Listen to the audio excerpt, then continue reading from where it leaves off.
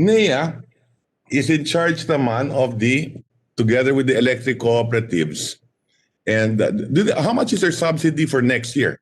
May subsidy ba sila from the national government next year, 2021? For their Sitio Electrification? 1.6 for the Sitio Electrification, Mr. President, and 200 million for their resiliency fund, Mr. President. So that's their basic lang, ano? Yes, Mr. President. And that comes from their operating income, or is it a subsidy from the national government? Both, the one I mentioned, Mr. President, the Sitio Electrification and resiliency fund is from subsidies, but they also have corporate income, about 4 billion, Mr. President. Okay. And how are we doing with our Sitio Electrification program? Does all the sitios ba meron na bang kuryente? No, Mr. President. Where are we today? That's a very good question, Mr. President. In our estimate, if it's going to be grid extensions all over the country, because we still have to reach about 2.3 million households, and if we do the usual grid extension, meaning extending all the lines, we will need approximately 25 billion pesos, Mr. President. But we only allocate close to about 1.52 billion a year, Mr. President.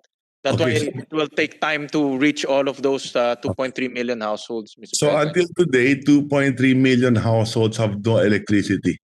Roughly, Mr. President, roughly. So that's what, 10% of families? Yes, Mr. President, correct. Okay. And would you say that those 10%, those 2.3 million families have more children? Possibly, Mr. President. Walang TV. Walang TV, walang ilaw eh.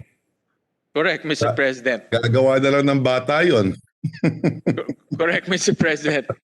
But Mr. President, I know the good gentleman from Batangas has a bill to completely electrify all of our remaining household by using the Malampaya Fund.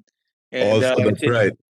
Correct. So that's actually another mechanism that we can use, right. so that we will completely, we will completely electrify the remaining households, Mr. President. Because hindi natin kinuha lahat, di ba? May balance tayo. Correct, that's Mr. President. Thank you for reminding me. So one is the murang kuryente, and the balance was to be used for that purpose. That's right.